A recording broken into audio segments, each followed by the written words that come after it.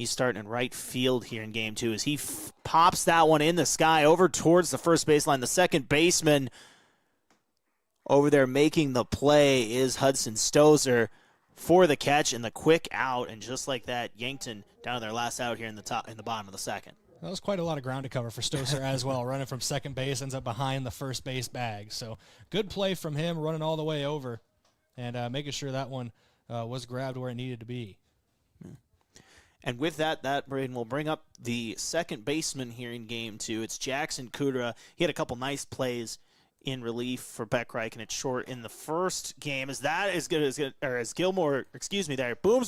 is going to take off, and he's safe down at second base. He grabs a bag. We talked about his running ability, as now there is going to be a conversation out at second. Nope, okay, never mind, false alarm. We're all heading back, and we're going to play ball. But, yeah, Carter Boomsma grabs a bag. Jackson Kudra at the plate here. 2 outs in the second. A runner in scoring position. Yankton down 2-0 here in game 2. Jackson Kudra, the second baseman, trying to get something going.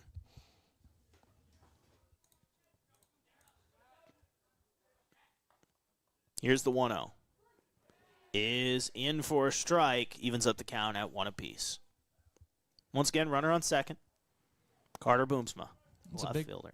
Big moment here for Yankton, too. Want to drive that runner in, cut half this lead down. I mean, 2-0 in the bottom of the second. Still got a long time to play, but you don't like being down as a ball is going to get past the catcher. Yeah, and that's big there. With 2 outs, it doesn't really make too much of a difference, but, it's one of those, you're 90 feet closer, and see now if Kudra can drive him in with a base hit. I know we've brought up his basketball exploits before, but Jackson Kudra has had quite a sophomore year at Yankton High School. See if he can get his first big play offensively of the baseball season. Had a couple good plays there late in game 1 of our doubleheader today. Yeah, and that 7th inning there made some really nice plays as he fouls off the 2-1 down the right field line. So I don't want to say it too loudly, Josh, but I think we're steady on the stream finally. Are we steady? All right. So that's why I've been quiet for about 10 minutes. I've been wanting to make sure that we were actually steady this time before I put the cart before the horse. But we're here for game number 2.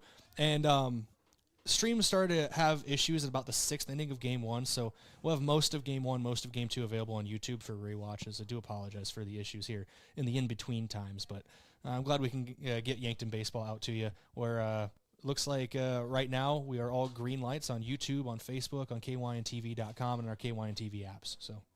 So we're green, we're going, that's good. Kudra fouls off the 2-2 here, stays alive, and just to kind of put you guys where you're at if you're just tuning in or kind of waiting here, but runner on second, Yankton down 2-0, 2 outs here in the bottom of the second. Jackson Kudra at the plate trying to get something done here for the Bucks and cut into that Pierre lead.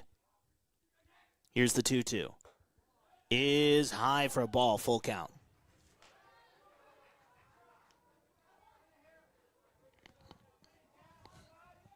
I know you brought it up earlier, Josh, but did you talk about the final score of the Iowa-Illinois game? I mentioned that Iowa fell. Yeah, Illinois ended up pulling away late. It looks like a run. It was 52-51 with 7 minutes to go, but Illinois pulls away, ends up winning 71-59. Yeah, so Iowa falls, and meanwhile at the plate, Jackson Kudra strikes out to end the second inning. So Yankton leaves a runner stranded on second, going to the third. The Governors lead 2-0. We'll be back in just a minute. Loading the kids in the car, brokering peace in the back seat, mastering the snack handoff without even looking. Why are simple things sometimes so complicated? Thankfully, with auto owners, insurance doesn't have to be one of them. We work with independent agents who keep insurance simple, so you can worry about more important things, like figuring out what's growing in that cup holder. That's simple human sense. Don't gamble. Insure with MT and RC Smith Insurance in Yankton, your independent agent for home, business, auto, life, and bonds. Visit mtrcsmithinsurance.com. FM 1021 and AM 1450 KYNT Yankton. At Vision Care Associates, we're always improving our technology for the health of your eyes. With OptiMap dilation-free exams, you get a comprehensive view of your retina without the need for dilation eye drops. It's quick, easy, and best of all, it keeps your day interruption-free. OptiMap captures a detailed image of your eye, helping to detect any problems. No blurriness, no discomfort, just clear, precise results. Book your OptiMap exam now. Vision Care Associates.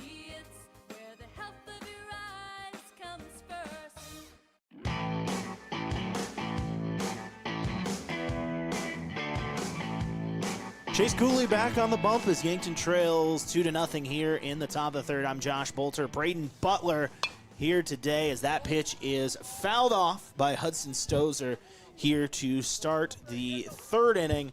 Once again, Yankton trailing 2-0 here at Riverside Field. You might question what I'm doing, Josh, as I'm standing by the air conditioner. Yeah. It's also a heater. Okay, I like it. We're going to warm it up in here. Here I thought somehow it was going to help our connectivity issues. The computer's running too hot, Josh. No, everything seems to be up and rolling well.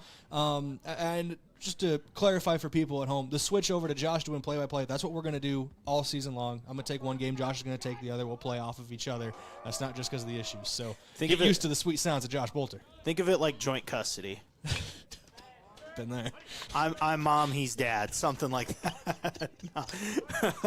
No, for real. We're just having fun. So that's what we're doing this year. So, yeah. But more often than not, it's mainly going to be a conversation anyways. It's baseball, people. We're just happy to be here and hanging out.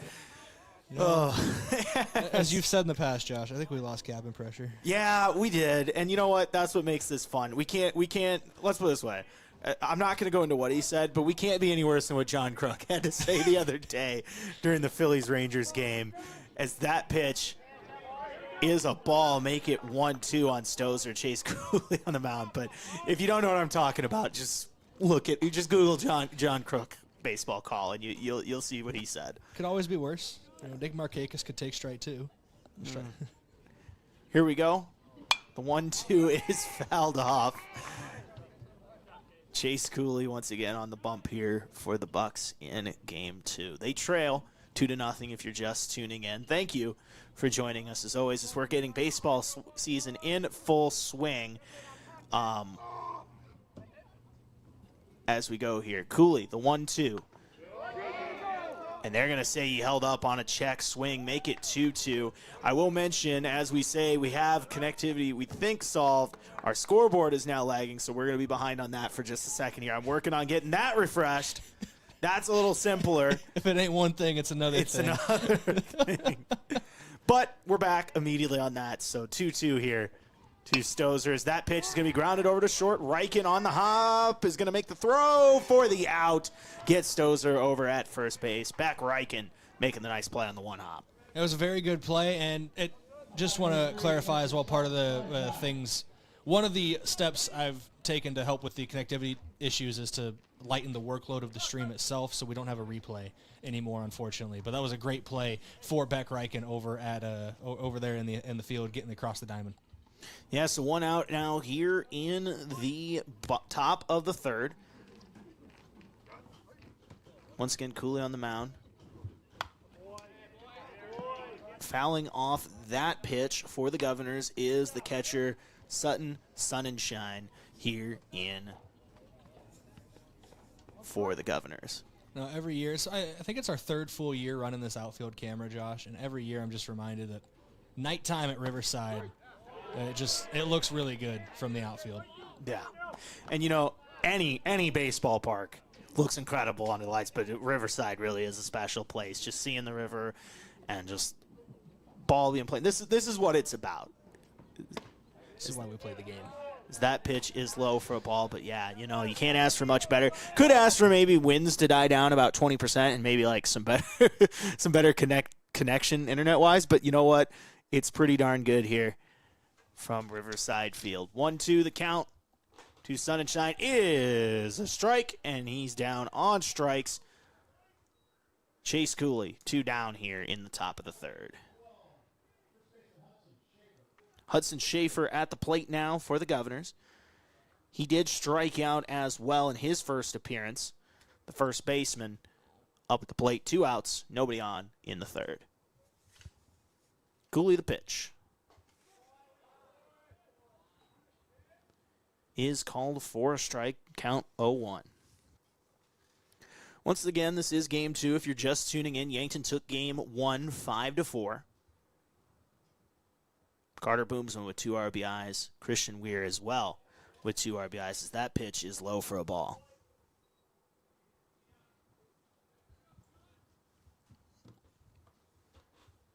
Cooley now. Count is 1-1. 2 outs. Schaefer, the first baseman, at the plate. The 1-1 is fouled back towards us. Make it 1-2.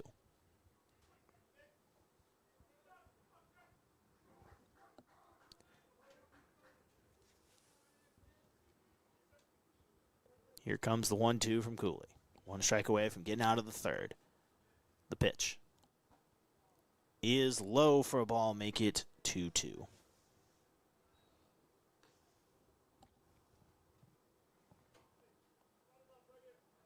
Once again, nobody on here.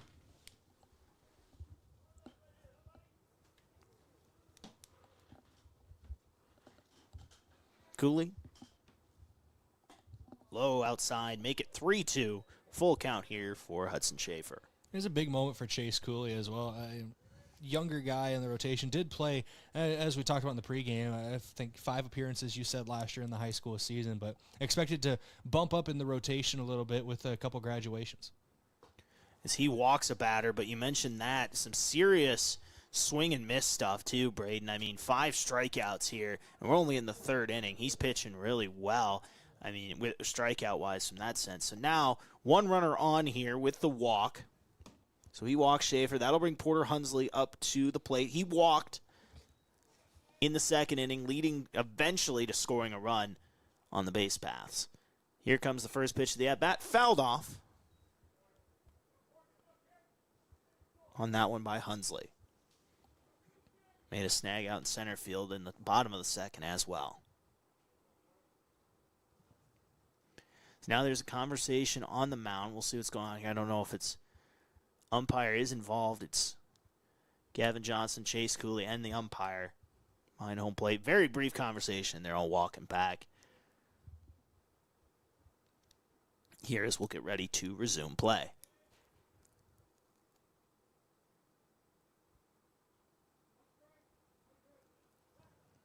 Throw over attempt is not in time. Runner safe. Once again, that's Schaefer over there.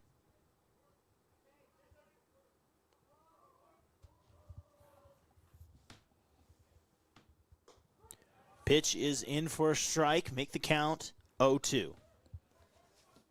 Cooley 1 pitch away from getting out of this frame. They've really made Cooley work, too. He's over 60 pitches on the day, which is over 20 an inning right now. Even if he gets this final out, it could even go more than that. That pitch is line drived over the second baseman's head. That's going to be a hit for Hunsley. Runners will be at first and second, so this inning is going to go on at least a little bit longer for Chase Cooley.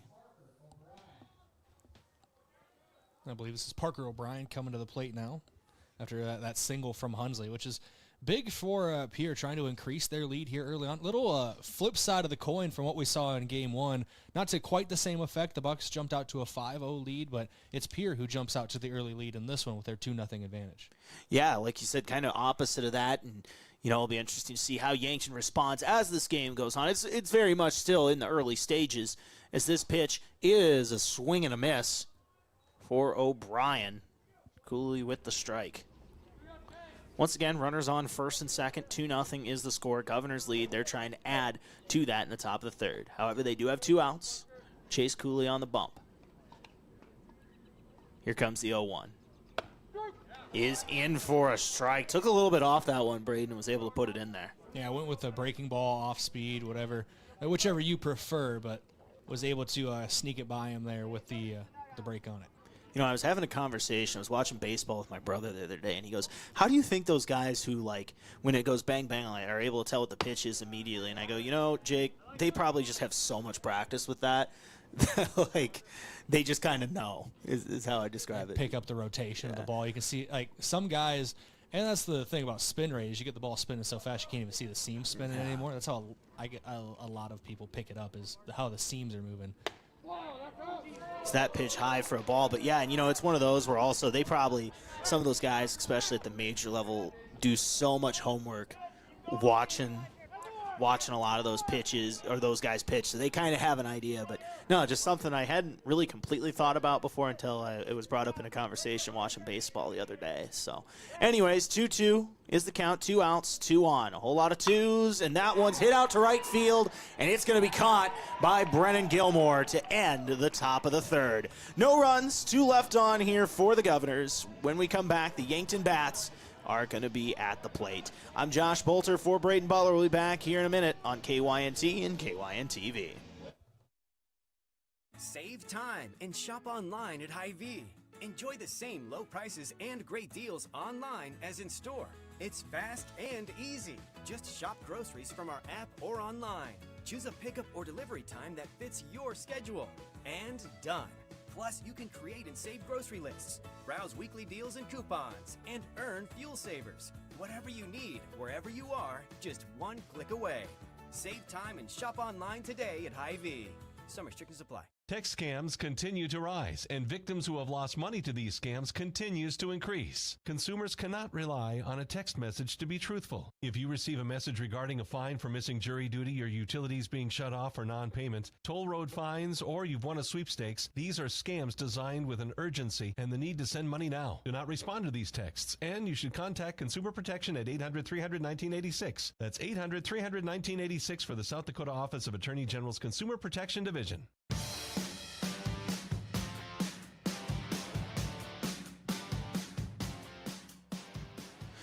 Bottom of the third, 2-0. Pierre leads. Carter Templeton back on the mound for the Governors. Yankton trying to cut into this lead here. Starting things off, it will be the top of the lineup. Beck Reichen at the plate for the Bucks. He did walk in his first appearance. Eventually got caught off on a line drive situation. Impressive play over at second base for Pierre. The second baseman, Hudson Stoser, making that play.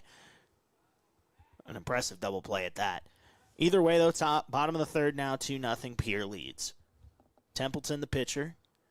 That one's going to be inside for a ball to start off the third.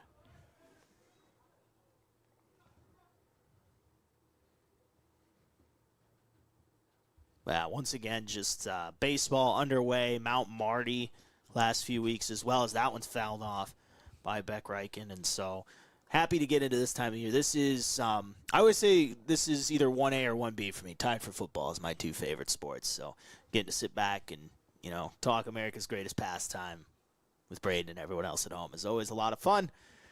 So we're here in the third inning of game 2. The 1-1 here is a strike.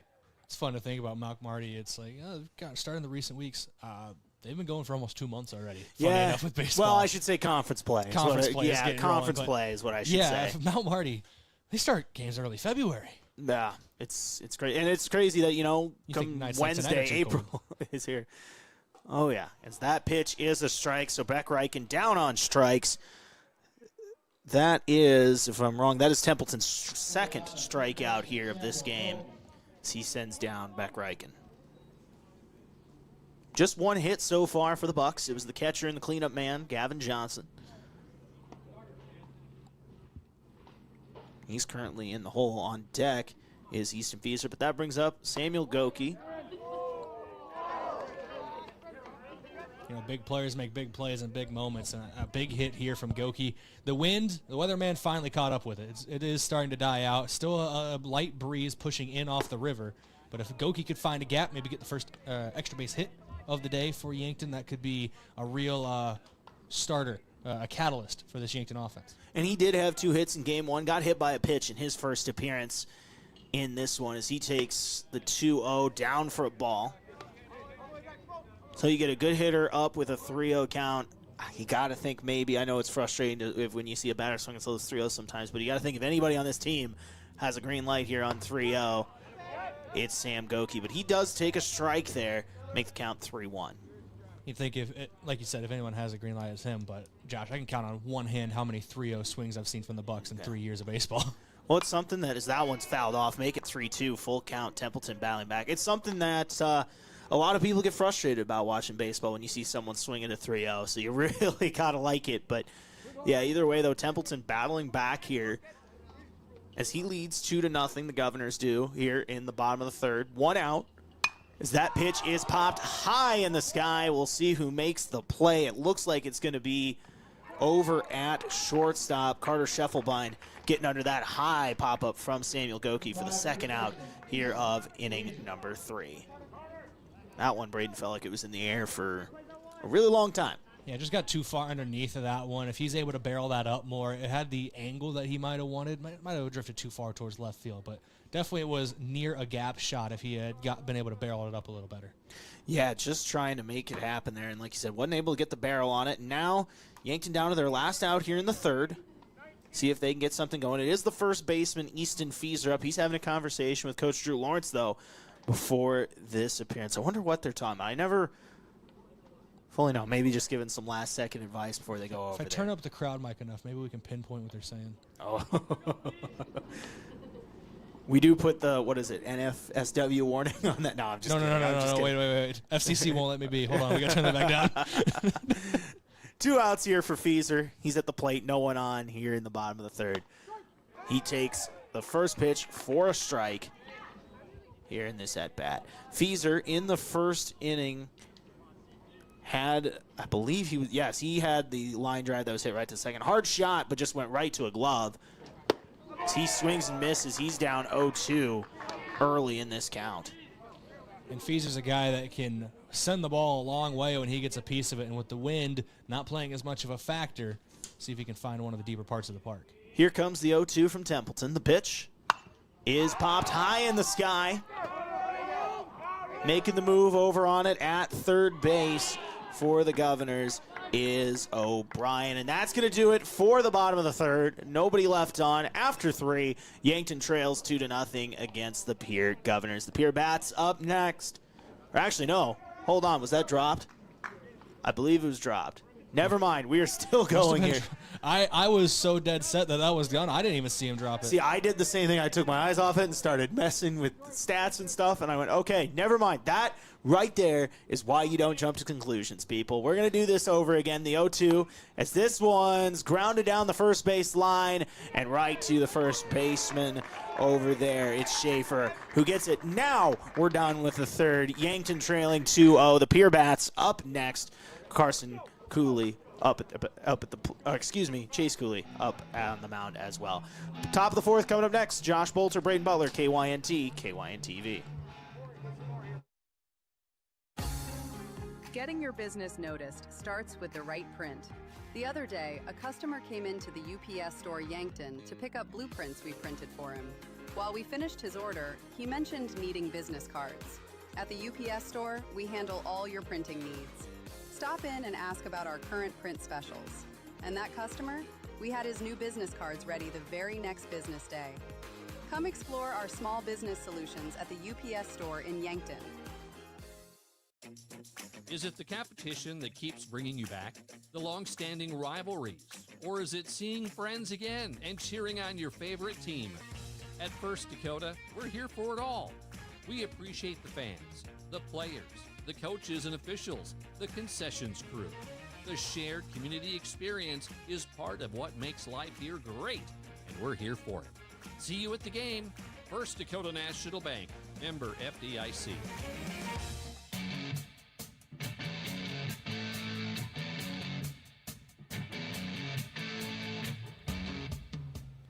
Sam Gouki on the bump here for Yankton. He's going to take over for Cooley. His day is done after 3 innings.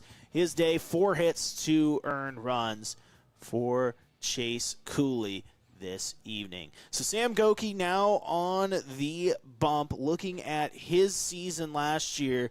43 and a third innings pitch. He had a 1.13 ERA, Brayden, as well as 43 strikeouts. This is one of the top guys here for Yankton on the bump. Over his 43 and a third innings pitched, he allowed 7 earned runs, and that was a very impressive season from him. Obviously, his pitching played a factor in him being named Player of the Year.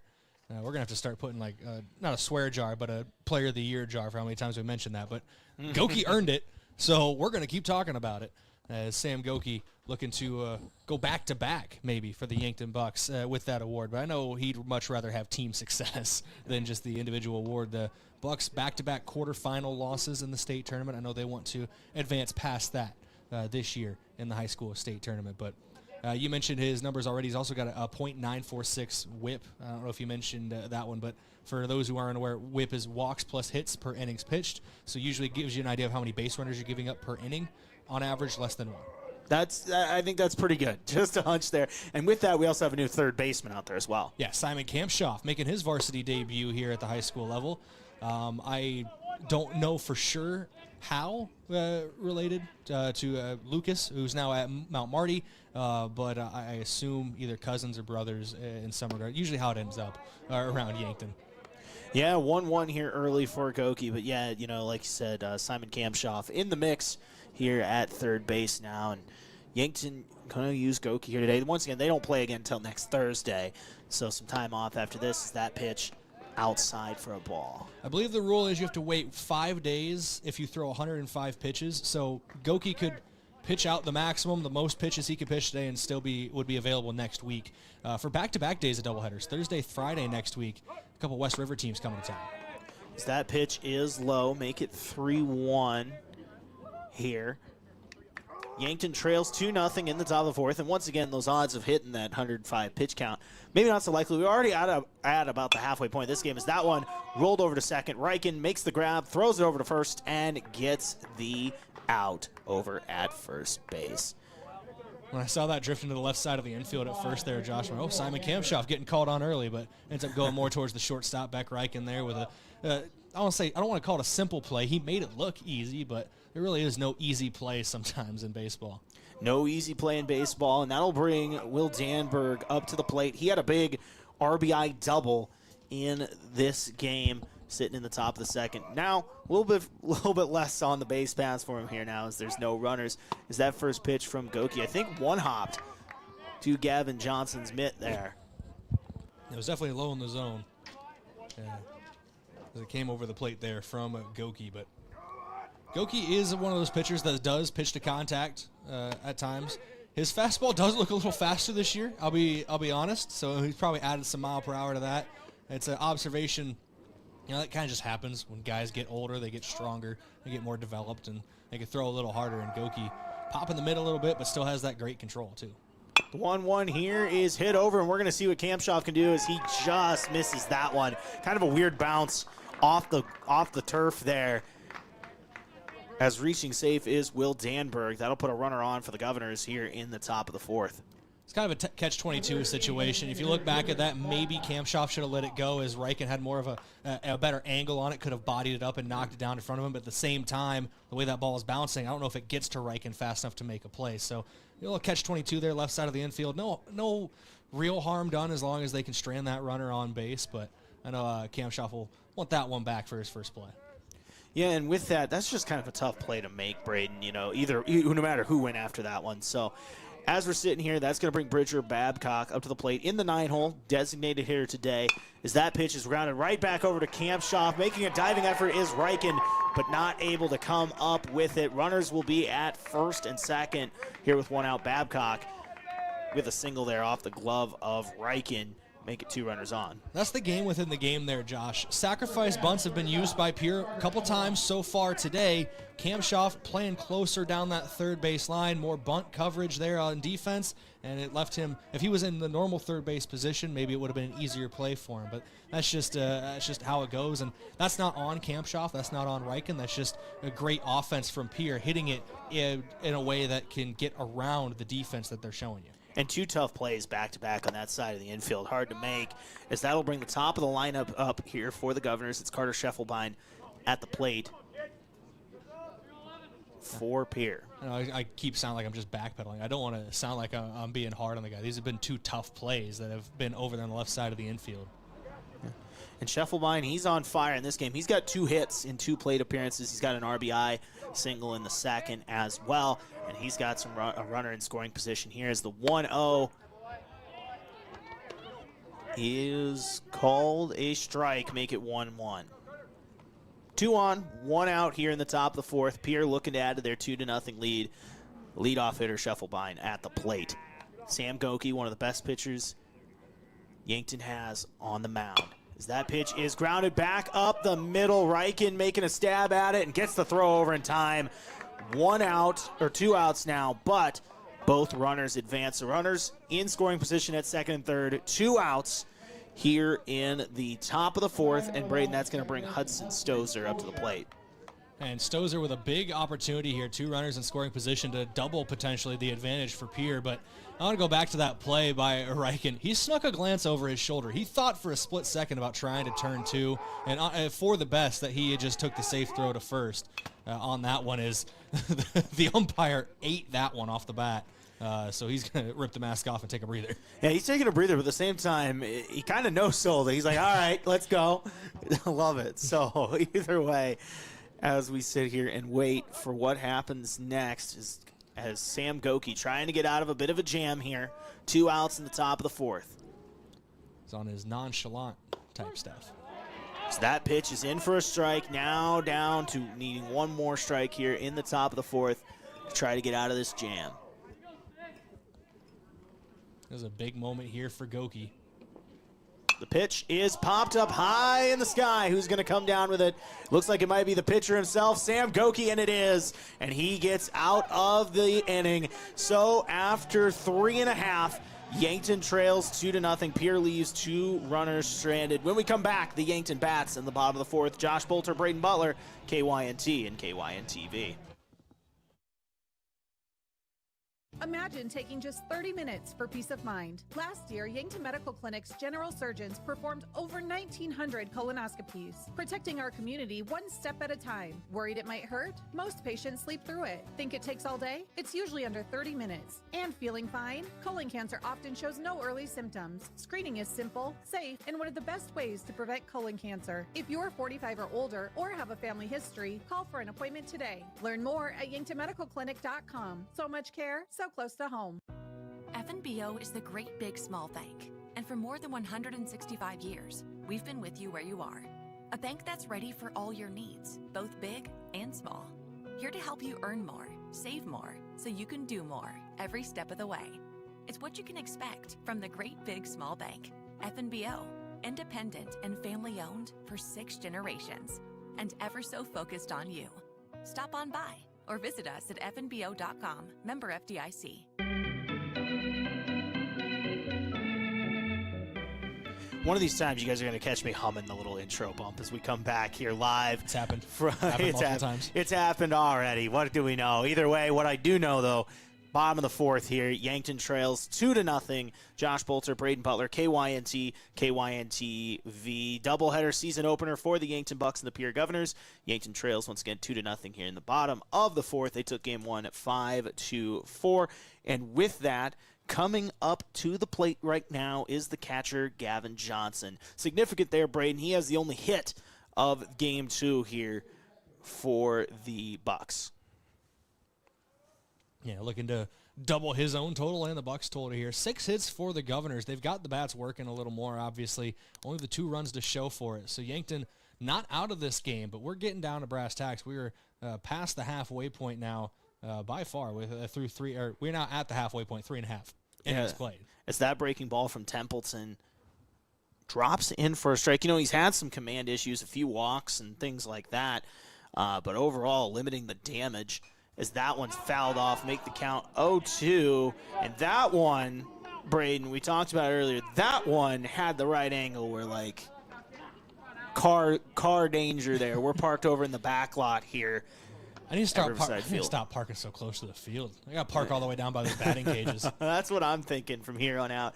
As the 0-2 from Templeton to Gavin Johnson is high for a ball, make it 1-2. Once again, 2-0 to score. Bottom of the fourth, nobody on, nobody out for the Yankton catcher. Johnson will continue playing baseball here even after his senior season as a Mount Marty Lancer.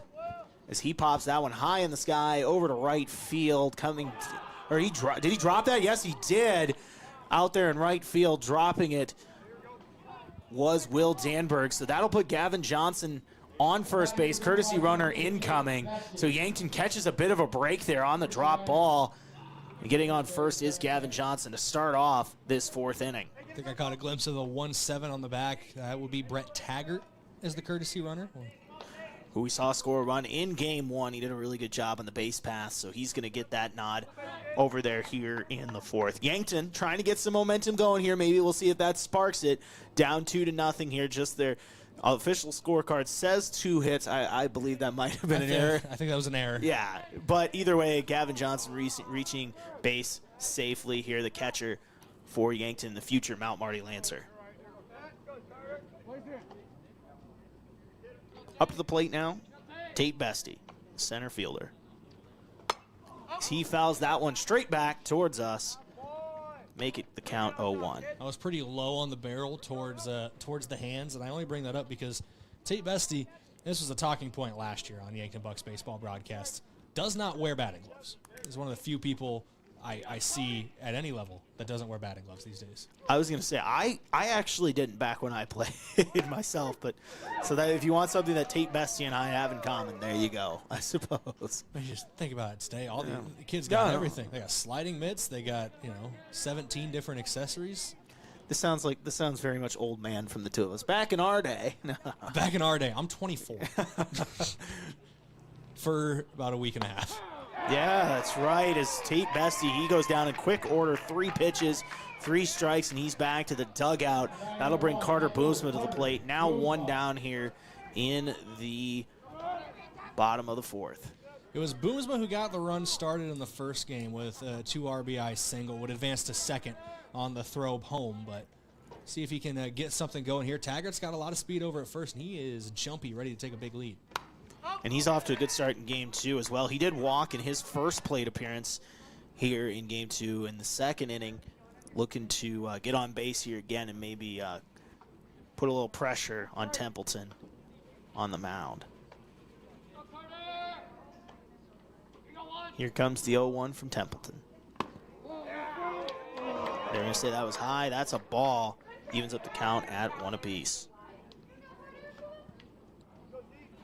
No, temperatures definitely dropped off as the suns went down, Josh. Wind has calmed down as well, but still a good crowd on hand. You can see it from our center field cam on KYN TV.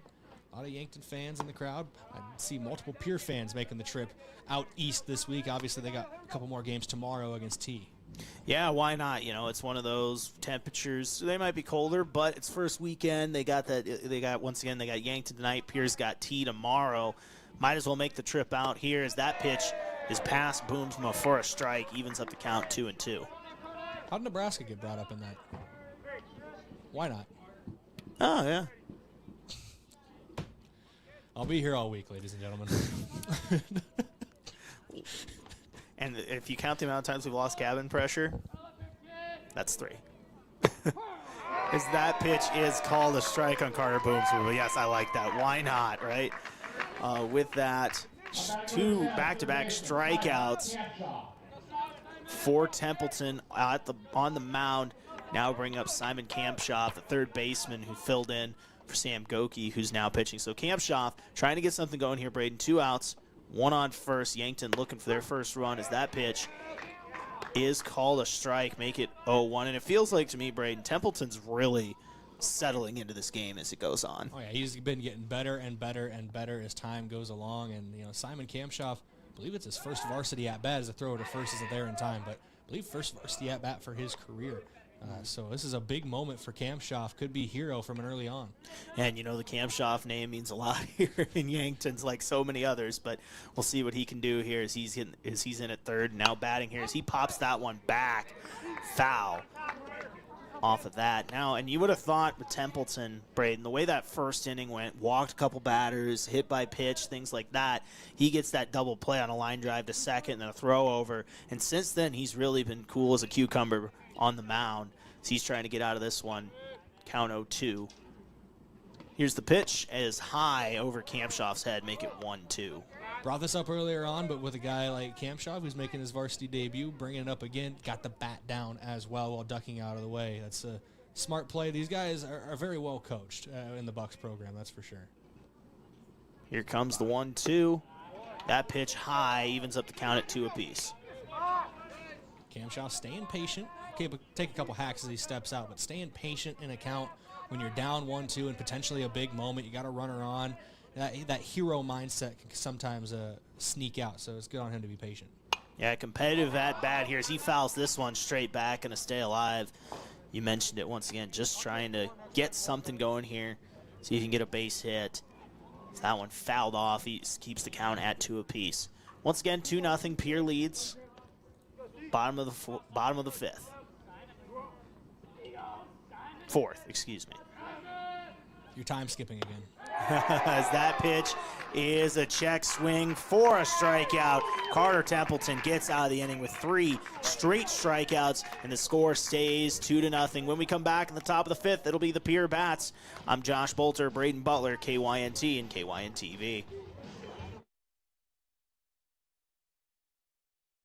Are you on track to retire? I'm Adam Boelter, a certified financial planner with Vantage Financial, born and raised in Yankton, South Dakota. My team and I pride ourselves on building trust through clear, honest advice tailored to your unique goals. From retirement planning to smart tax strategies, we'll create a personalized plan to help you feel confident and secure about your financial future. Visit vfplanning.com or search Adam Boelter, Vantage Financial, to schedule a 15-minute call today. Vantage Financial Partners is a registered investment advisor. SEC registration does not constitute an endorsement of Vantage by the SEC, nor does it indicate that Vantage has attained a particular level of skill or ability. It's time to stop making excuses. The peace of mind you get after a colonoscopy is worth it. It's the best way to prevent and detect one of the deadliest cancers. In fact, your doctor can remove precancerous polyps during the procedure if necessary. That's right, before it even turns to cancer. No excuses. Get a colonoscopy at 45 and follow up every 10 years or as recommended by your doctor. Find a location or schedule now at avera.org/colon.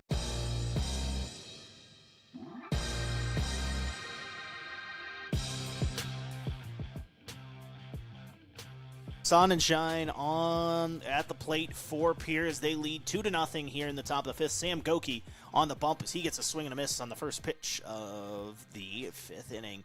Once again, Pierre scores 2 runs in the second. Since then, nothing, Brayden. And, that's been the name of the 2 games so far, where both teams kind of had one big inning. 3 runs in 1 inning in the first game for Pierre, 4 runs in 1 inning for Yankton. Ends up being a 1-run difference. Each team, scoring another run throughout the game, but it's just 1 inning runs so far for both these teams. But Pierre in the driver's seat. They'd love to add to it, but right now they are in control. So that pitch popped up high in the sky, and it's going to go back foul behind us. Count stays 0-2 here on Sun and Shine, as he's got 2 strikeouts in 2 appearances here, trying to avoid his 3rd strikeout of game 2. The pitch is high, make it ball 1.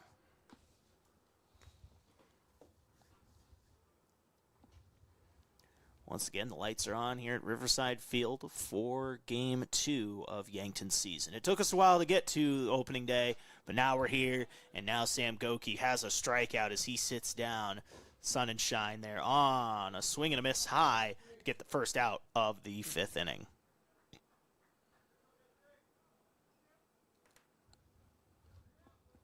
And yes, I realize I did not update the innings on our scoreboard, so that is now done. Happens to the best of them. And me. Here's the first pitch, and that's down over to third. Kampschoff gets the ball, makes the throw, and out over at first base is Schaefer. For Pierre, 2 quick outs here as Simon Kampschoff has been tested early and often, Brayden, over at third base. Good arm on that one, making it all the way across the diamond there. I mean, like we said, his varsity debut didn't record any stats last year at the varsity level, so varsity debut here. He's been playing very well. I know there are a couple plays that were just tough to get in his first appearance out there, but obviously that throw there, getting across the diamond, and impressive timing. Pitch is high from Sam Gouki. Make it 1-0. It's Porter Hunsley at the plate. He's got a hit in this game and a walk as he takes a strike there to even up the count at 1 apiece. Top of the 5th, 2 outs. Pierre leads 2-0. They're trying to add to their lead. Yankton trying to crawl back and erase this deficit as that pitch fouled off, make it 1-2 on the count.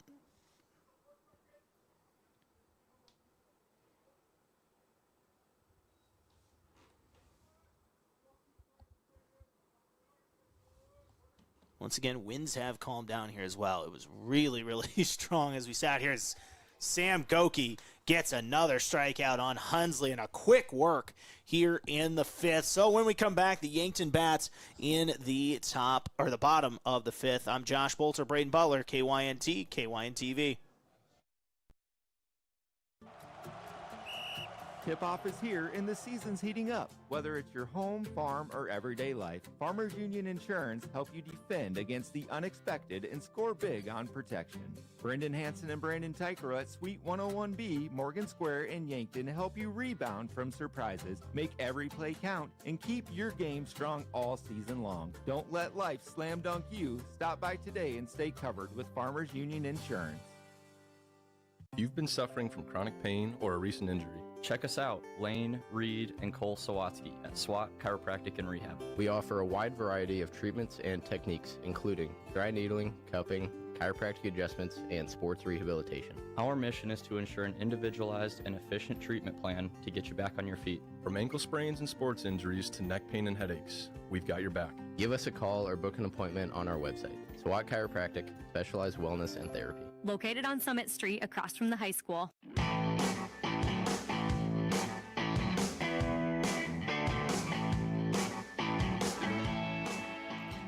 Here come the Yankton Bats in the bottom of the 5th, trailing 2-0 here against the Pierre Governors in Game 2 of our doubleheader this evening.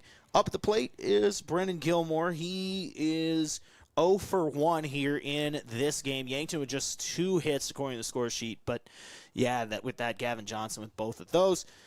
So right now, Brendan Gilmore up, Jackson Kudera on deck, and it's Carter Templeton on the mound. Josh Boelter, Brayden Butler. Templeton really shutting things down since the first inning, and he throws a first pitch strike here to start the 5th.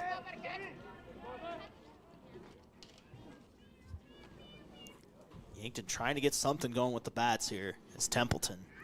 Throws the 0-1.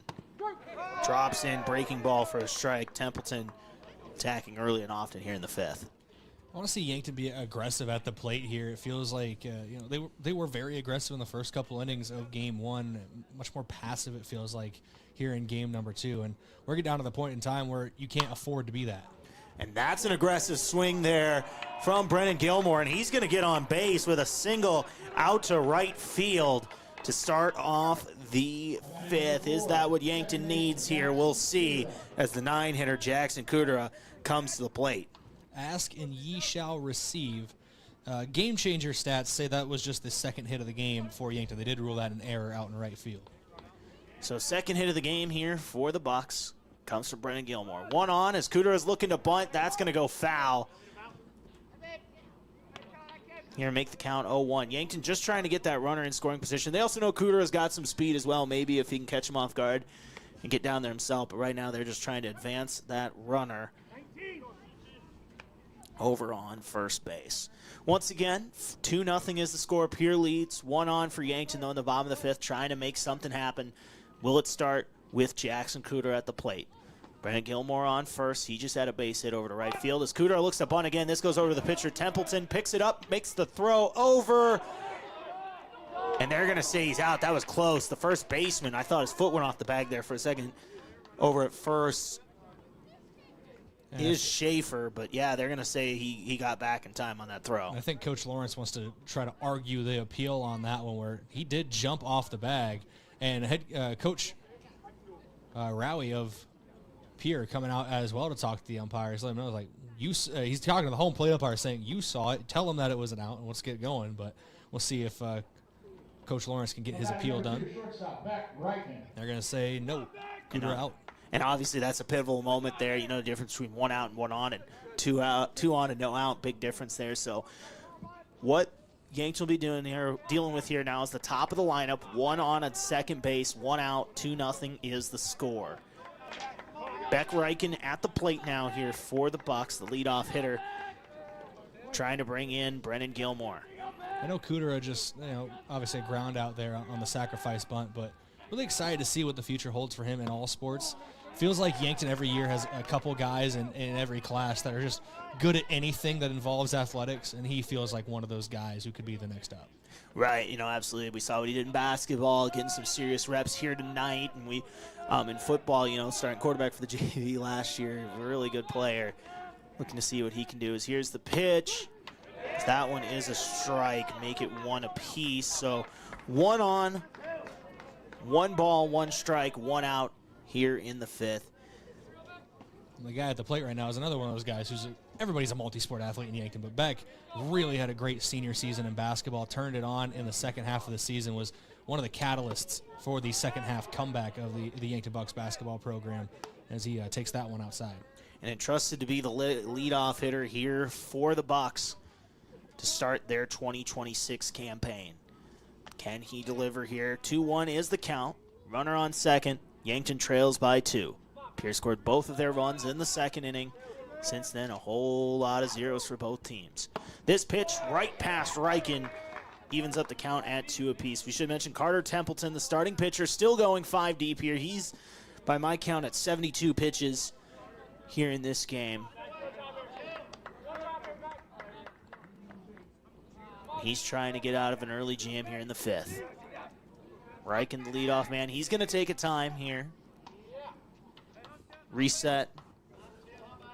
You mentioned Reichen, batting in a leadoff position. There's 2 places I expect Beck Reichen to be all season long, at the top of the lineup and at the top of the pitching rotation. He's a very good baseball player. Yeah, and we saw him pitch well in game 1 here. Did give up a run, but it was unearned with that. Here comes the 2-2. That pitch outside to Reichen. Make it a full count. 1 on, 1 out here in the bottom of the 5th. The runner at second, too. Got quite a lead after that, seeing the catcher dive to his right to try to stop that. If that had gotten by him, I believe Gilmore would be standing on third. Gotta wonder, can Beck Reichen make it happen? Can he get a hit? Can he get on base? We'll find out right here. The payoff is high for a ball. That's going to put 2 runners on here for the Bucks. Here on first and second, Yankton down 2-0, and here comes Brayden, the reigning high school player of the year. Sam Gouki looking to deliver for the Bucks here in the 5th. I wonder if Templeton just had too much focus on the runner on second base there, because he was still looking back at second base when he started his leg kick. It's hard to find your spot when you're switching back that quickly while already going forward in your pitch. So that might have been part of the reason that not able to find his spot there. Just trying to, this might be what coach is saying to him too. Calm down about the guys on base. We got 2 runs of cushion. Just focus on getting this guy out, getting to the next batter, and work low in the zone too. Could be another thing that we see Pierre do. That's usually low and away is your preferred roll it over for a double play ball. So we'll see how they work the zone here. Yeah, and you talked about focus on getting a guy out. This is a tough guy to get out, and Sam Gouki. I'm confusing my names around here, Anyways, 2 on, 1 out, first and second. First pitch, swing and a miss for Gouki here. Don't know how polished up you are on Yankton baseball recent years, but there was a Sam Kamshoff. That's why I said it. That's why. That's why I did it. I believe he ended up playing at Dakota State, if memory serves me correct. And that's why I did it. I know we got Simon Kamshoff playing over at third now. As that pitch is high for a ball. That one almost clipped Gouki. Now Gouki. He awaits the 1-1. Once again, 2-0 is the score. Pierre leads. But Yankton with 2 on here. Bottom of the 5th. The pitch is called a strike on the outside corner there. Make it 1-2.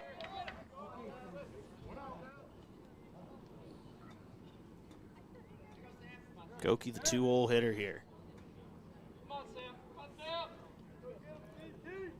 Carter Templeton has pitched the whole way so far for the Governors. There is nobody warming up the pen.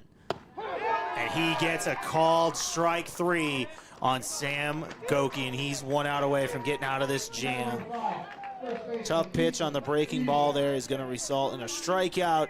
And now, once again, only 1 out remaining here in the bottom of the 5th, as it's going to bring up the 3-hole hitter, the first baseman, Easton Fieser, for the Bucks. Templeton, 77 pitches in, 2 outs in the bottom of the 5th, 2-0 the lead. That pitch is high for the Governor's flamethrower on the mound today, Carter Templeton. 2 runners on, though, for Yankton, 2 outs. Their first baseman at the plate, Easton Fieser. Templeton has just pitched so fantastically tonight. It's been almost impossible to get anybody on base for Yankton. As that pitch is hit past the shortstop, Easton Fieser, that's going to score 1. And Yankton cuts into that lead. Easton Fieser with an RBI single, bring home Brennan Gilmore. Runners now on the corners for the Bucks. They trail by 1 here in the bottom of the 5th.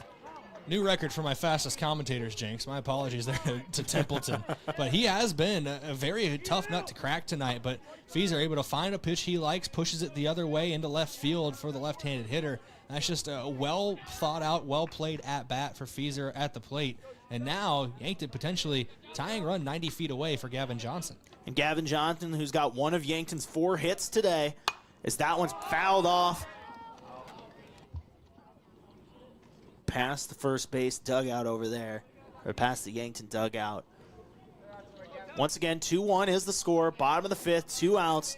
Yankton looking to tie this one up. Runners on the corners here for the catcher, Gavin Johnson. He's got a hit tonight. Carter Templeton, before that, really felt impenetrable on the mound.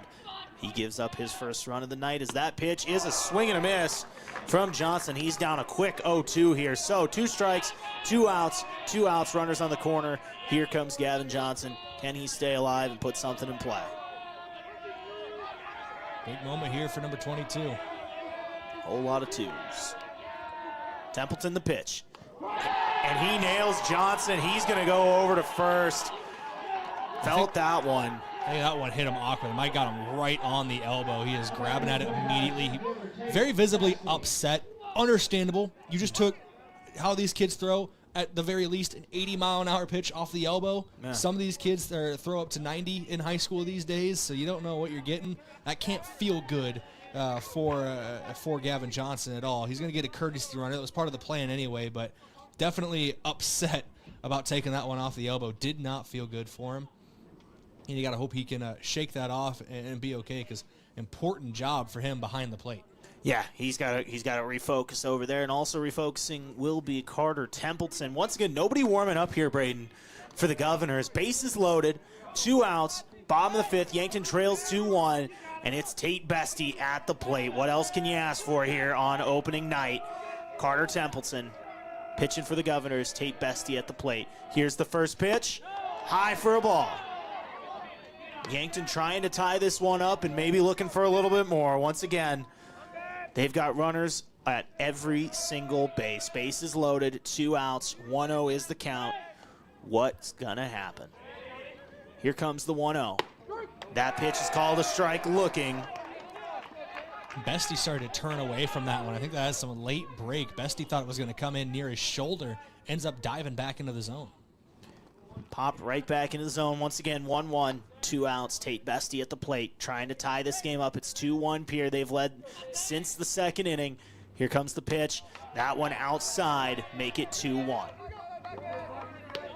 And the right fielder is playing quite a ways off the right field line right now. I know shifting more, you're more likely to pull the ball as a right-handed hitter for Tate Bestie. But if he can somehow poke it over the first baseman's head, we could see 2 runs score here for Yankton.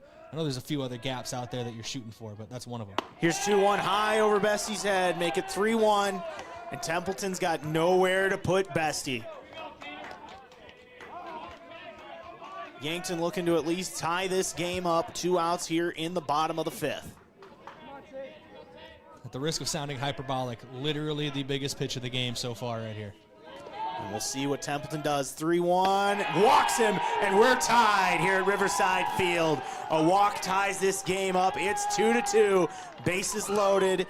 Yankton ties this one up from being shut out in the first 4 to adding 2 in the second. We got a whole new ball game.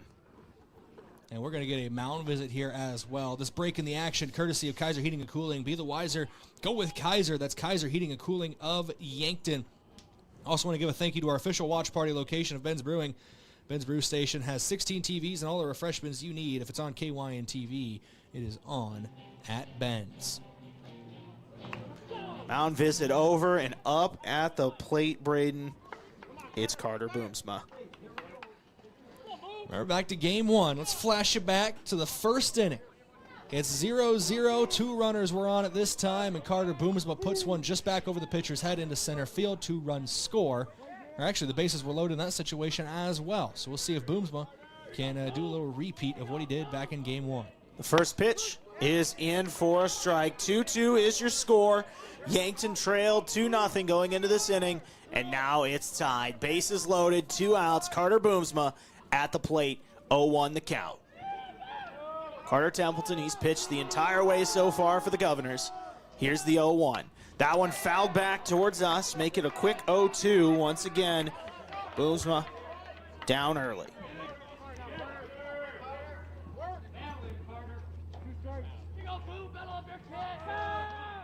Templeton. I hear somebody just call him Bearcat. That's a new one. Templeton, 0-2. Which one's Bearcat, we ask? I think Boomsma. Here we go. The pitch grounded up the middle, and touching second base is the shortstop Scheffelbein to get out of the jam.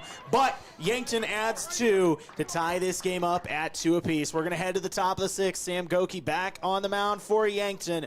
It's Yankton 2, Pierre 2. Josh Boelter, Brayden Butler, KYNT, KYNTV. Switching is easy. We do it all the time. We switch on the lights. We switch TV channels. Some of us switch partners while square dancing. Well, that's a stretch. But what's not a stretch is how you can switch and save with State Farm. In fact, State Farm agent Rhonda Westland, right here in Yankton, can switch you over so you can start saving today. Rhonda and her team are ready to welcome you to the State Farm neighborhood. With Rhonda Westland, it's easy to switch and save. Just give her a call. When you want the real deal, like a good neighbor, State Farm is there. Feeling drained isn't always about sleep or motivation. This is Dr. Mackenzie Erlinson with First Chiropractic Centers. When your body is stiff, tense, or moving poorly, everyday tasks can take more effort than they should. When spinal joints aren't moving well, other areas often compensate. Regular chiropractic care helps improve mobility and reduce tension patterns that keep your body on high alert. Start feeling better with a call to First Chiropractic Centers with offices in Yankton, Hardington, Tyndall, and Wagner, inspiring and empowering others to healthier living. KYNT, Yankton, FM 1021 and AM 1450, Yankton's home team.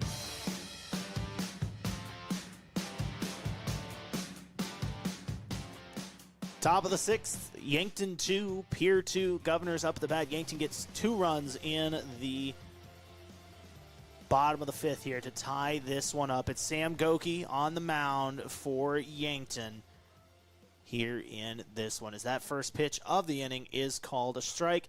This one hit right back towards Gouki. He's going to fire it over to first for a quick out. I believe batting was Porter Hunsley on that one, and that's a quick out, Brayden, there to start the 6th. I believe. Actually, that was O'Brien. Apologies. That was O'Brien. Yeah. Parker O'Brien. My apologies. Sometimes it's hard to tell these numbers. That was Parker O'Brien. Jaron Deal, I do know that for a fact, is now up at the plate here, as that one's quickly grounded over to second. Making the throw is Kudera to first, and make it 2 quick outs for Sam Gouki here in the top of the 6th.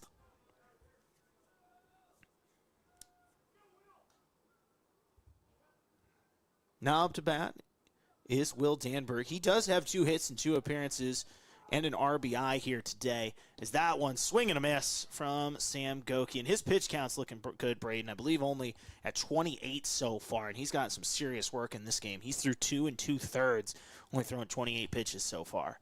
He is a very efficient pitcher to go along with all his other great stats. That one is called a strike. Make it 0-2 on the count. Trying to get out of this inning real fast to get the Yankton bats back up there.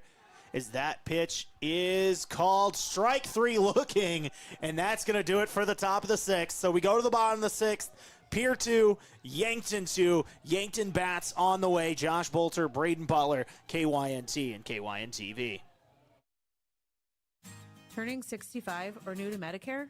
Navigating your options can feel overwhelming, but we're here to help. At Missouri River Associates, we make it easy to find the right plan for your health and budget. From Medicare supplements, Advantage plans, and prescription drug coverage, we'll guide you every step of the way. Plus, our services are completely free. Call Missouri River Associates today, 665-6885. Let us help you find peace of mind and the coverage you deserve. Buying a home isn't just about real estate. It's about investing in yourself. At the Move Group, we believe the best time to buy is when it makes sense for you. Our expert agents put people before transactions, meaning we listen first, provide honest guidance, and help you make a confident decision. No pressure, no gimmicks. Markets change, but the right home is about more than just numbers. It's about finding the right fit for your life and your future. When you're ready, we're here to help. Contact the Move Group today. Move with Mason.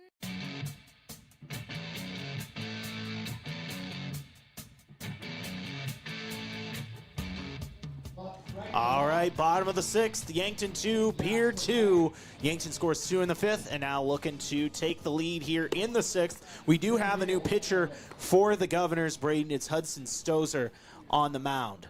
And with that, that means day is done for the starter in Templeton. Take a look at his final stats here as soon as I pull it up, Game Changer decides to refresh the page. But I will have them for you here shortly as at the end of his day, Templeton, 5 innings pitched through 92 pitches, 56 of them for strikes, gave up 3 hits, 2 runs, both earned, struck out 6 but walked 4. A very good day, though, for Templeton. I know that last half inning kind of soured the milk a little bit on him, but he pitched very, very well today.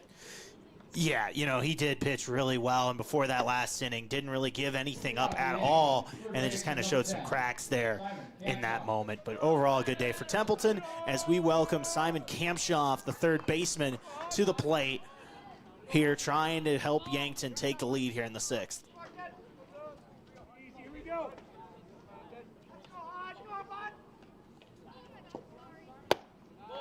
That pitch is out for a ball. Once again, Stozer seeing his first action on the mound today.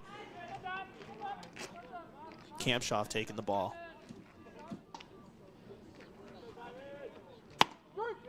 That pitch a strike, evens up the count at 1 apiece. Once again, 2-2 here in the bottom of the 6th. Yankton trying to make something happen.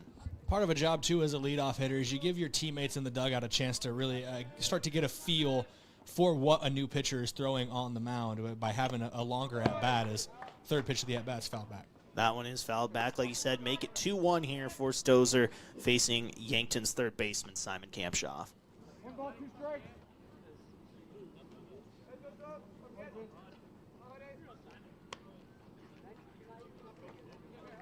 Here we go, the 1-2. That pitch is hit over to third and past the third baseman, Simon Kampshoff, with a base hit to get things started in the 3rd. Yankton in business, kicking things off here in the 6th. I said third base, whoops, 6th inning. You know what I meant? Here we go. Yankton trying to take the lead here in the 6th. And number 3 is coming to the plate, so a third run potentially could be the game winner. It's all Dale Earnhardt related, trust me. And speaking of number 3, Brendan Gilmore, like you said, he really got things started last inning with a single out to right field. Can he start playing heroes? He's looking to lay a bunt. That pitch outside for a ball. Hudson Stozer, the pitcher. One on for Yankton. Good on Gilmore there to be able to pull back in time. Notice that one was going outside the zone. We'll see if they try to lay down a bunt for a sacrifice again. That one is bunted, but it's going to go foul down the first base line, so we'll do it again, count 1-1. See if Yankton continues with the sacrifice plan and getting a new signal from the third base coaching box and head coach Drew Lawrence. And how about it, you mentioned Simon Kampshoff coming up big here tonight with that hit. Oh, he sits on first. Looking to bunt is Gilmore. He does. Throw over to second is dropped. And both runners are going to be safe. Looked like that maybe one hopped and just not able to come up with it was the second baseman. Actually looking to see now. Brayden, do we have who's in second base? Because it was Stozer. We'll see if it is updated here for us. But either way, 2 on now, no out here for Yankton in the bottom of the 6th, looking to take the lead. At second base now for Pierre is Jaron Deal. They moved him out to second base. They moved Danberg from right field to left field, and they put Johnson out in right field. So a lot of shifting around for the Governors. All right, there you have it. A lot of shifting around, and up at the plate now for Yankton is Jackson Kudera. Kudera trying to make it happen here. He is the 9-hole hitter this evening for Yankton. 2 on, no outs, tie game at 2 in the bottom of the 6th. Throw over to second, not in time. Runner will be safe over there. We talked about, and Coach Lawrence has talked about bringing back his 5 seniors that are the 5 key players from last year's team. They're all at the top of the order. They're your first 5 batters in the order we've talked about. Youth movement is what's kind of starting this run here late on. Stozer, the pitch. That one's going to get past the catcher, and runners are moving to second and third. Yankton in business, 2 runners in scoring position. No outs here. The pitch gets past the catcher for Pierre. Sun and shine back there, just not able to corral that one. And now Yankton, 2 runners in scoring position as they're looking to take the lead for the first time in this game here in the late stages in game 2. Jackson Kudera, the 1-0 count. No outs here in the bottom of the 6th. The pitch is hit out into right field, and it is going to be caught, but tagging up and scoring is Simon Kampshoff. Yankton takes the lead 3-2 off of the sacrifice fly from Jackson Kudera. Yankton leads 3-2. Yeah, huge hit there for Kudera. I thought it was going to drop over the right fielder's head. Could have even done more damage, but great tracking out there in right field by Johnson. Had to get on his horse. We've talked all day about the outfielders playing a little more in with how windy it's been. That wind has died down, and that almost cost him. Great recovery from Johnson. Yeah, great recovery from Johnson. Made a nice play out there, but Yankton takes the lead 3-2. On second base still is Brendan Gilmore. Top of the lineup up now. Beck Reichen at the plate here. 1 out in the bottom of the 6th. Stozer the pitch. They're going to say that one was down, make it 1-0.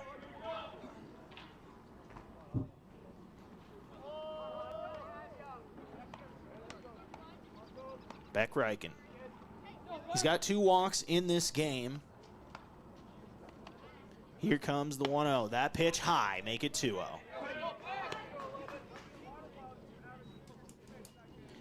Yankton takes the lead, obviously now in the top of the 7th. They'll try to close this one out once they get there, looking to add some more runs and try to sweep this doubleheader, afternoon, night doubleheader with the Governors. 2-0, the pitch is high, make it 3-0. Stozer in danger of walking back Reichen, although it might not be the worst thing. You look at it this way, then you do have a play at first, second, and third, depending on what happens with 1 out, if they were to walk Reichen. But 3-0 the count. The pitch is high, and he does walk Beck Reichen. Now runners on first and second here for the Bucks. And that brings to the plate, Brayden, Sam Gouki. This is the guy you want at the plate in a moment like this. Runner in scoring position, a chance to increase your lead that you just took here in the bottom of the 6th. Yankton is 3 outs away from winning this, but they'd love some insurance going into the top of the 7th. A little bit of breathing room. Yankton leads by 1. Runners on first and second. 1 out. Sam Gouki at the plate. The pitch outside for a ball. Stozer kind of laboring out there. Just walked Beck Reichen. Now throws a first pitch ball to Sam Gouki. If you're just tuning in, Yankton trailed 2-0 in the bottom of the 5th. They score 2 runs there and then get a run off a sac fly from Jackson Kudera to take the lead 3-2 here, as that pitch is in for a strike. Evens up the count 1-1 on Sam Gouki. As it stands, 2 on, runners on first and second. It's Brendan Gilmore over at second, Beck Reichen at first. Yankton trying to add to their lead, and it's the 2-hole hitter, the reigning high school player of the year, Sam Gouki. The pitch is popped up foul behind us over on the first base side for a strike. Good fight here from Gouki, but also just great pitching, a way to kind of steady himself out on the mound for Stozer after a couple runs have come, or 1 run has come across this inning. They've gotten to him a little bit, a couple guys on base, trying to settle in here against a very good hitter. Very good hitter indeed. Hit .440 last season. Had 2 hits in game 1 of this series. Is that pitch high for a ball?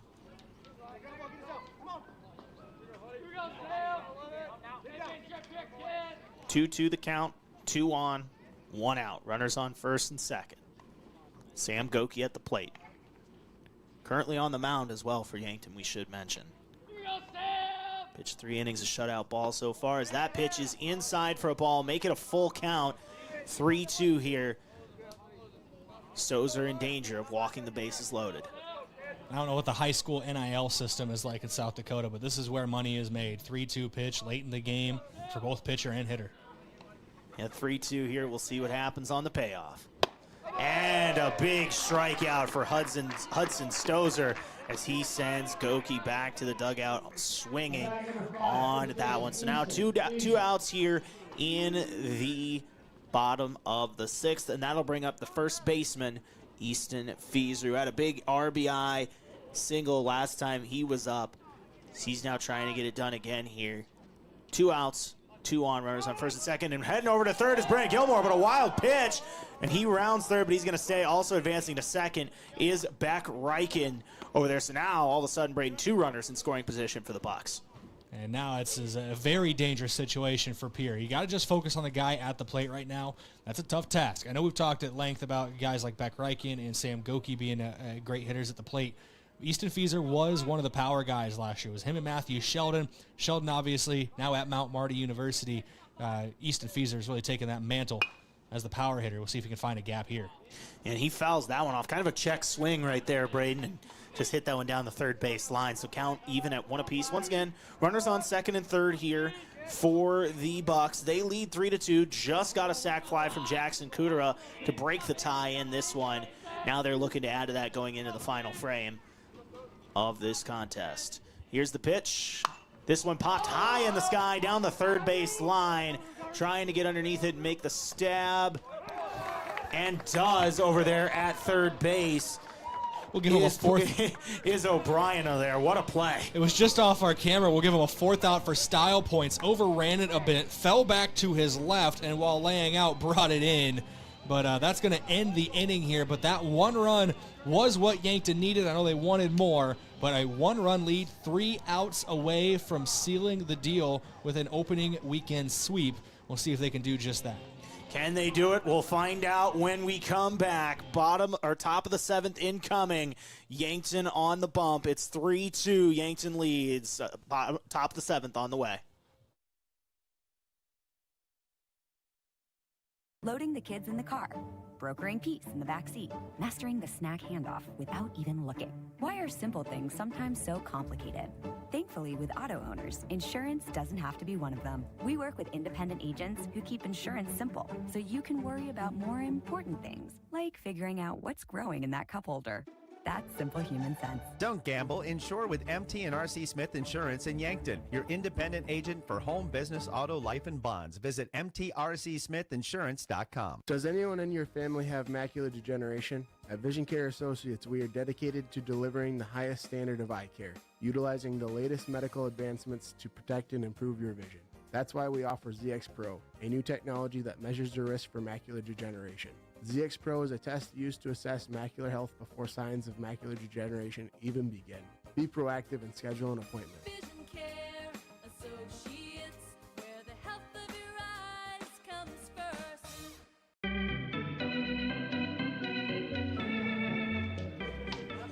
Top of the 7th, 3-2. Yankton leads. Sam Gouki on the mound trying to close this one out for Yankton. At the plate for Pierre is Bridger Babcock. As he watches the first pitch of the inning for a ball. Once again, Pierre led 2-0 all the way until the bottom of the 5th, where Yankton was able to get a couple runs tied up, and the sac fly from Jackson Cooter in the 6th there. As that pitch goes past Babcock for a strike, evens it up at 1 apiece. Josh Boelter, Brayden Butler, KYNT and KYN-TV, thank you for tuning in, by the way. We've had a long afternoon here.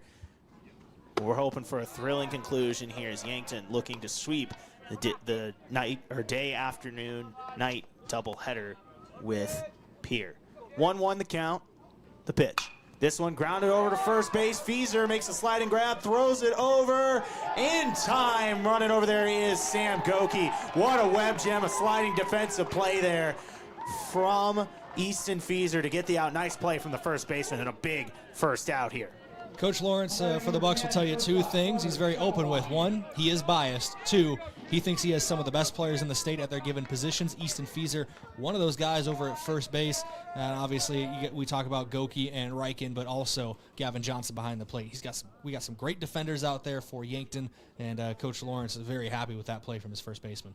Happy indeed now as we welcome the top of the Pierre lineup up. It's Carter Scheffelbein at the plate. He's got 2 hits today, Brayden, an RBI in this game. In center field, I think he's going for 3. He is. He's rounding the bases, and he's going to slide or get it down safely into third base. A big hit there for Carter Scheffelbein. All of a sudden, things turn on Yankton's head with a big hit right there. You know, if this was game 1, second inning, that ball would have probably died out middle of the outfield. But now with this wind dying down, Scheffelbein took it for a ride all the way to the fence. And that is a guy we talked about earlier on, track speed, no matter what sport he's playing. And he showed it there. Now up the plate, Hudson Stozer, the guy who was on the mound last inning. Yankton's infield creeping in here, trying to get a play at home. If they can, that first pitch of the at-bat, a ball.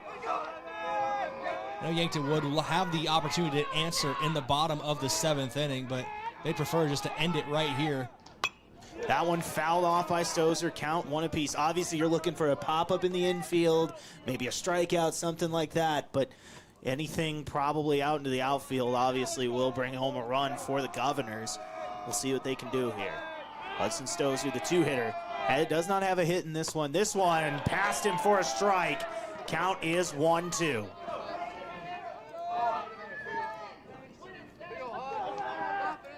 Runner on third. It's Scheffelbein after the big triple. 1 out here in the top of the 7th. 3-2 the score, and gets the strikeout. Sam Gouki puts out number 2 on the board himself with a strikeout. Yankton's 1 away from taking home the victory in the sweep in the doubleheader with Pierre. But the 3-hole hitter up to bat. It's Sun and Shine trying to be the hero and bring home a run for Pierre to try to tie this one up. Sun and Shine as that first pitch is in for a strike. Here's the situation. 2 outs, 1 on third. Pierre trails by 1. Yankton trying to close it out, and it's Sam Gouki on the mound. 1 strike. Count is 0-1. Sun and Shine at the plate. The 3-hole hitter, the catcher for Pierre. That pitch is popped up high in the sky, but I think that's going to go out and does. Pierre down to their final strike. Now that went up over our heads for a foul ball, and this is the biggest pitch so far this game. I know I've made that joke already today, but huge moment here for Sam Gouki trying to polish off a sweep in the opening doubleheader of the high school season.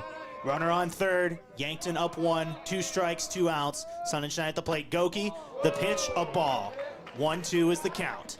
Try to get him to go fishing a little bit there outside the zone. Might have dipped a little low as well. But when you're ahead 0-2 in the count, you got pitches to work with. You don't have to put something over the plate that Sun and Shine could potentially put in play. Gouki, the pitch. Is a ball high and outside. 2-2 is the count. 2 balls, 2 strikes, 2 outs. Sun and Shine at the plate. Runner on third. It's Scheffelbein. Now working the count to 2-2.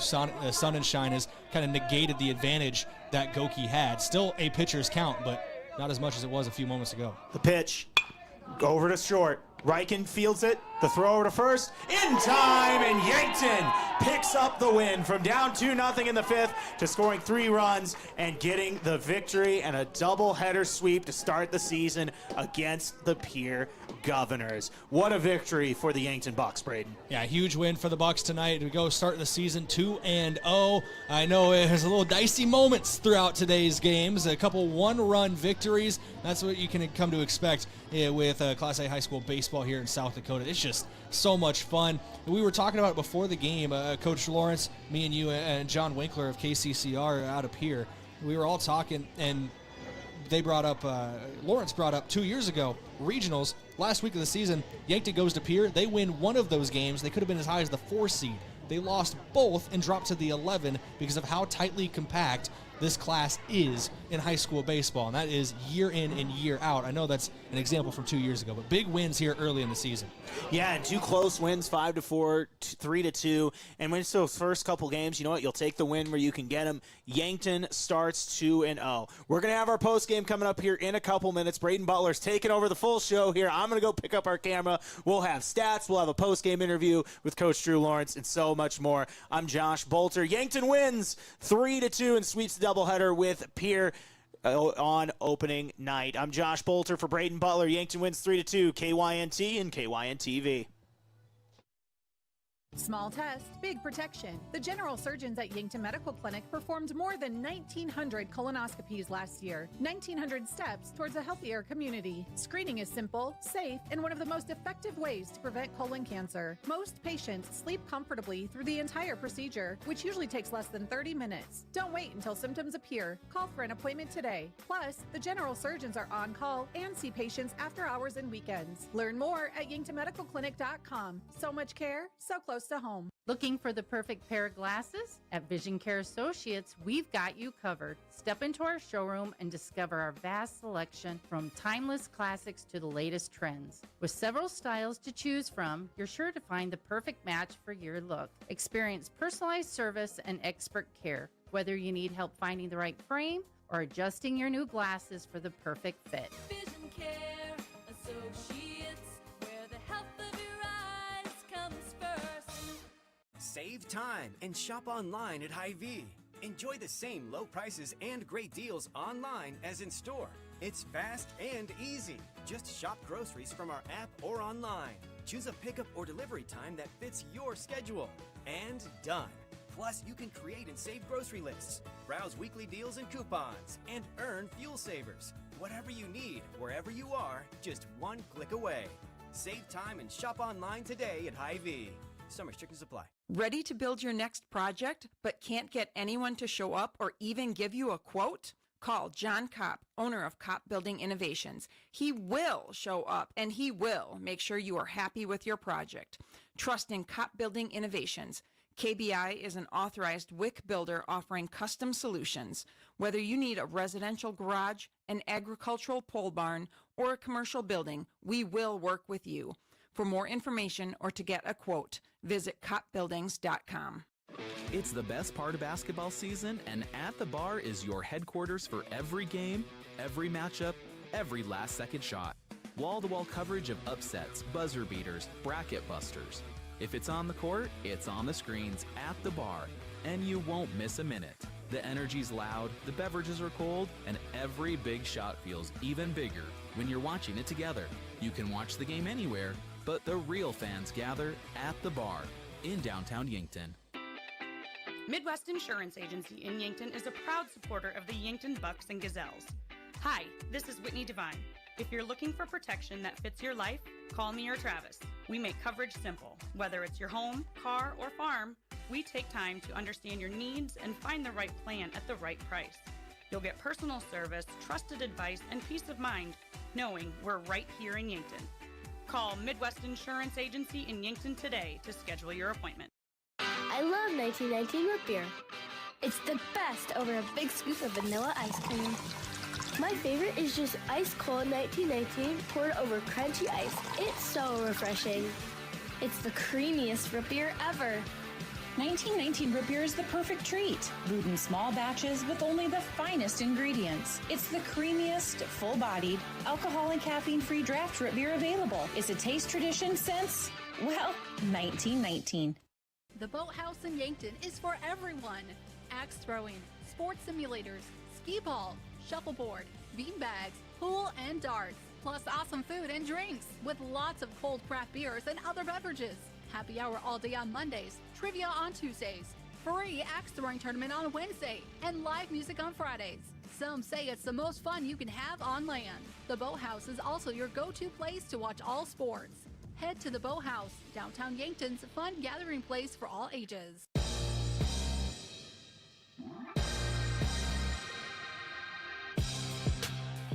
Welcome back here on KYNT and KYNTV. It's time for your post-game report, courtesy of the Move Group. You buying or selling, move with Mason and the Move Group. And we're going to start things off with your post-game coach interview from Rhonda Westland State Farm Insurance. Let Rhonda Westland review your current home, auto, or life insurance to see if she can can get you better coverage at a better price. We bring in the head coach, Drew Lawrence of the Yankton Bucks. A doubleheader sweep in the opening game of the season. I know, obviously, early games in the year, you're in March, things are a little different mindset than you are maybe later in April when you're getting towards the end of the year. But 2 wins, I'll be happy coming off the side of the field with 2 wins to start things off.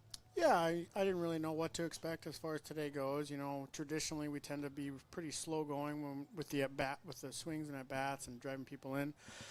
And then we tend to warm up. That's just kind of our MO. So with that and it being early, and limiting our pitching, you never know what you're going to expect. When you get to playing, games that count in March, there's no good wins or good losses. There's just wins and losses. Like, you're just hoping to improve and get better that day and then move on.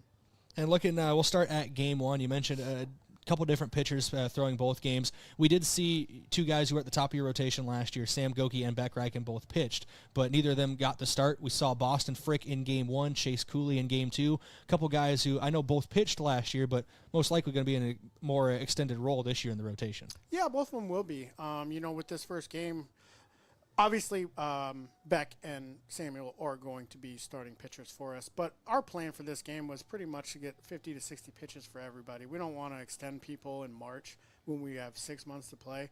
So the thought process there was, well, let's have our 2 guys that were our 2 best last year, really. I mean, Beck and Samuel in relief, and if we get a lead, then we win the game. We did that a lot with Samuel in the spring last year anyway. Obviously, at some point, they're both going to be starting when we can start to extend pitches. But we were comfortable with Boston, obviously. I mean, Boston last year started tons of big games for us and a lot of innings, and we were comfortable with Cooley. Those guys are all going to start.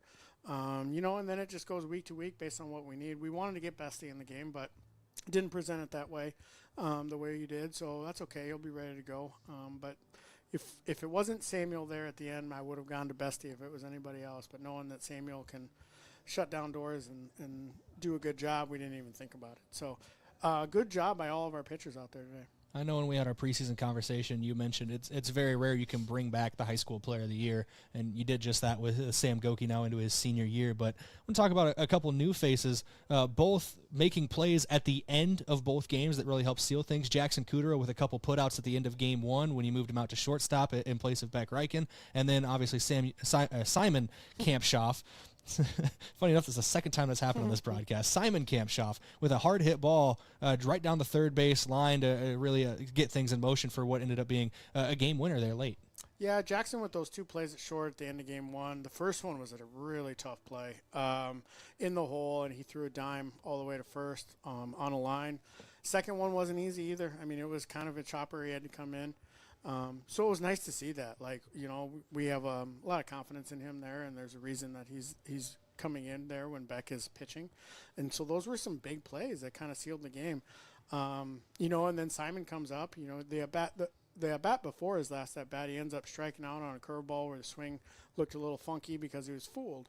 And then he got down in this last count 2, I believe. I can't remember the count, but that ball was hit really hard to third and jump-started us to get that last run and get the winning run in. So, yeah, it's good for those guys to be able to play. And, we got a lot of guys in the game today. In the first game, we started 9 seniors. I don't remember the last time I did that, or I was able to do that. And so that's cool. Like, being able to start 9 seniors and have a bunch of seniors to play is fun. So, yeah, it was a good day. A couple of those guys who, newer faces, will just stepping up more into extended role this year. I thought Carter Boomsma played really well his first couple of bats. Carter had a big hit that first game. I mean, he was the first one to drive in the runs, I believe, in that first inning. I think it was bases loaded, 2 outs, and that's a big spot. So Carter was really good there. I'm sorry I interrupted you. I wanted to make sure I talked about that. But Carter had a big hit there, and then Christian Weir followed it up after that with, another couple RBI, and then all of a sudden we're up 4-1. So it was big. Yeah, if there's ever anything you want to get over the airwaves that I'm not hitting, just let me know, and I'll set you up for it. But no, it's absolutely fine there. I wanted to talk about Carter a little bit and his performance, but you mentioned different mindset. Obviously, early in March, you want to keep guys a little less in the pitch count than you would maybe later in April. It's going to be tough next week. Got back-to-back double headers at the end of the week. How do you kind of prepare for that in a sense of you have to keep arms fresh for 4 games over 2 days. Yeah, well, the good thing is that we have days off here. So we have, 4 or 5 days off until the next game. So we'll be able to have these guys come back again and throw another 40, 50 pitches. And then we have a bunch of guys that didn't pitch tonight that can still pitch. Like Kudrow can pitch, Kamshoff can pitch. I'm sure I'm missing some. Ryan Turner can pitch. Like, we got guys that we'll be able to fill some innings. So that was kind of the mindset going into the scheduling aspect of that. You know, we like to be able to get to other teams' 4th, 5th guy because we think our 4th and 5th guys are pretty good. So that was the mindset, and hopefully it works out. Well, Coach, congratulations on a couple wins today. Thanks for coming up and talking here in the post-game show, and good luck next week for back-to-back doubleheaders. And we've both I don't have the exact way they're ordered, but it's Spearfish and Sturgis, correct? Spearfish first on Thursday, and then Aberdeen. Aberdeen, not on Sturgis. Friday. Aberdeen. So I had it in my mind they were both West Rivers. You got the summer one. The summer one, that's what it is. Spearfish and then Sturgis. Yep. All right. Well, thank you once again, Coach, for coming up here. Congrats on a couple wins, and we'll talk to you ahead of those games next week. Yep, appreciate it. Thanks. Head Coach Drew Lawrence, the Yankton Bucks, here on KYNT and KYN TV. Going to take a quick break, come back in 90 seconds, and keep things rolling here on your post-game report. Being wiser means being smart with your money, especially when it comes to a big investment like a new heating and cooling system. It means getting a quote, comparing options, and understanding what you're really paying for. At Kaiser Heating and Cooling, we're happy to walk you through the details, equipment, efficiency, and long-term value, so you can see how our pricing compares. No guesswork, just clear information and honest answers. So be the wiser and go with Kaiser. Kaiser Heating and Cooling of Yankton and Mitchell. Inheritance, romance, and investment scams continue to plague South Dakotans with high dollar amount losses. They prey on vulnerable adults and swindle consumers out of their funds. Scammers befriend the victim, making it difficult for them to see the reality of what's happening. If you have a loved one susceptible to this type of scam, sit down and talk with them about these issues before it happens to them. If you or a loved one have been scammed in this manner, please reach out to the South Dakota Office of Attorney General's Consumer Protection Division at 800-300-1986. What if your next big adventure isn't out there on the road? What if it's already waiting right at home? That kitchen you've been dreaming of, extra room to grow, or the family trip you've pictured long ago. Your home's equity can fuel it all. When your plans become a must, Explorers Credit Union. Built steady, built for us. Insured by NCUA. Call 800-491-4309 and put your equity to work for you today.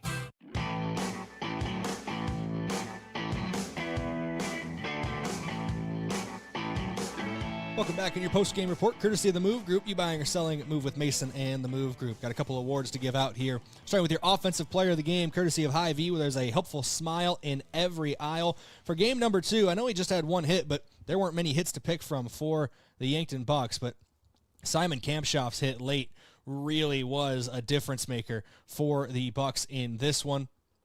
Ends up winning 3-2, does come around to score, does Kamshoff, and that was huge for the Bucks down the stretch. Defensive player of the game, courtesy of Olson's Pest Technicians, your residential and commercial pest control solution. Call 1-800-KIL-BUGS. Give me Sam Gouki. Obviously, great play when he's out in the field, no matter where he's lined up. But coming in on the mound, pitching the final 4 innings, giving up 3 hits, no runs, striking out 4 batters on 46 pitches, 33 of them for strikes. Very efficient over his final 4 innings. To put that in perspective, 46 pitches over 4 innings, you're at just over 11 and a half pitches per inning. That is remarkable in terms of just efficiency on the mound. Obviously, your post-game coach interview, courtesy of Rhonda Westland State Farm Insurance. Just talked to head coach Drew Lawrence. Post-game, your scheduled preview, courtesy of Parker Hannafin of Yankton. Spearfish and Aberdeen next week here at Riverside Field. A couple doubleheaders, back-to-back nights. That would be Thursday, Friday next week, and then off for Easter weekend next week. Big thank you to Josh Boelter for his help covering the games today. He'll be with me. We'll be with each other all season long here on KYNT and KYN TV. Should be a lot of fun for another Yankton Bucks baseball season. The Bucks move to 2-0 on the year to start things off. The Governors fall to 0-2. The Governors in action tomorrow against T-Area. That's going to do it once again. Thank you for joining us this evening through some technical difficulties on KYN TV. Everything stayed pretty steady, I believe, over KYNT 102.1 FM AM 1450. But thank you again for sticking with us here throughout this one. That's going to wrap us up from Riverside Field. For Josh Boelter, I am Brayden Butler. Big thank you to Daniel Dykstra back at the studio, making sure everything runs properly. And of course, thank you to our sponsors and you, the listener. Without you, this broadcast is not possible. A 3-2 win in Game 2, a 5-4 win in Game 1. The Bucks get the sweep. Till next time on KYNT and KYNT.